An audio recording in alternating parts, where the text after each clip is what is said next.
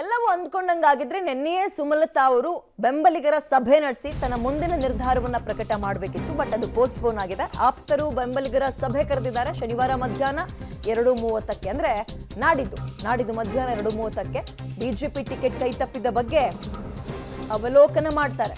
ಮುಂದಿನ ರಾಜಕೀಯ ನಡೆ ಬಗ್ಗೆ ಕೂಡ ತೀರ್ಮಾನ ಮಾಡುವ ಸಾಧ್ಯತೆ ಶನಿವಾರ ಇದೆ. ಮತ್ತೆ ಪಕ್ಷೇತರವಾಗಿ ಸ್ಪರ್ಧೆ ಮಾಡ್ತಾರಾ ಅಥವಾ ತಟಸ್ಥವಾಗಿರ್ತಾರಾ, ಇದು ಈಗ ಅವ್ರ ಮುಂದಿರುವಂತಹ 2-3 ಅವಕಾಶಗಳು. ಅದನ್ನೇ ಹೇಳಿದ್ರು, ನಿನ್ನೆ ಅವರು ಸಭೆ ಕರೆದಿದ್ರು, ಬಟ್ ಕಾರಣಾಂತರಗಳಿಂದ ನಿನ್ನೆ ಮಾಡ್ಲಿಕ್ಕಾಗಿಲ್ಲ. ಈಗ ಶನಿವಾರ ಮಧ್ಯಾಹ್ನ 2:30ಕ್ಕೆ ಬೆಂಬಲಿಗರ ಸಭೆ ಕರೆದಿದ್ದಾರೆ.